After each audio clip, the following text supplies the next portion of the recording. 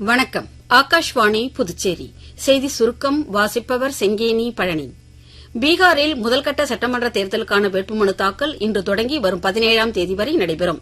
October 18ஆம் தேதி வேட்புமனு பரிசீலனை நடைபெறும் என்றும் ஏற்கப்பட்ட மனுக்களை திரும்பப் பெற 20ஆம் தேதி வரை அவகாசம் அளிக்கப்படும் என்றும் தெரிவிக்கப்பட்டுள்ளது. மொத்தமுள்ள 243 சட்டமன்ற தொகுதிகளில் முதல் கட்டத்தில் 121 தொகுதிகளுக்கும் இரண்டாம் கட்டத்தில் 122 தொகுதிகளுக்கும் தேர்தல் நடைபெறவுள்ளது.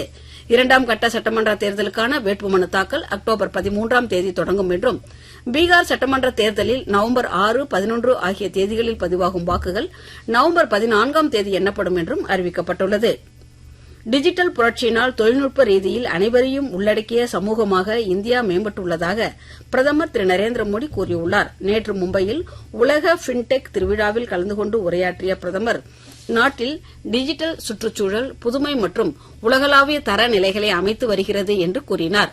நாடு ஒவ்வொரு மாதமும் யுபிஐ மூலம் 25 லட்சம் கோடி ரூபாய் மதிப்புள்ள 20 பில்லியன் பரிவர்த்தனைகளை காண்கிறது என்று பிரதமர் கூறினார். புதுச்சேரி ஏரிப்பாக்கம் துணைமின் நிலையத்தில் இருந்து செல்லும் மடுகரை மின்பாதையில் பராமரிப்பு பணிகள் மேற்கொள்ள இருப்பதால் இன்று காலை 10 மணி முதல் மதியம் 2 மணி வரை கரியமாணிக்கம் மற்றும் மடுகரை பகுதிகளில் உள்ள அனைத்து மின் நுகர்வோர்களுக்கும் மின்தடை ஏற்படும் என்று மின்துறை அறிவித்துள்ளது.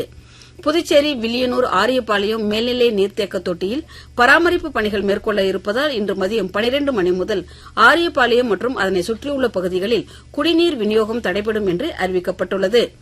உலக கோப்பைக்கான ஐசிசி ஒருநாள் மகளிர் கிரிக்கெட் போட்டித் தொடரில் நேற்று விசாகப்பட்டினத்தில் இந்தியா தென்னாப்பிரிக்கா அணிகளுக்கு இடையே நடைபெற்ற போட்டியில் தென்னாப்பிரிக்க அணி 48.5 ஓவர்களில் 7 விக்கெட் இழப்பிற்கு 252 ரன் எடுத்து வெற்றி பெற்றது.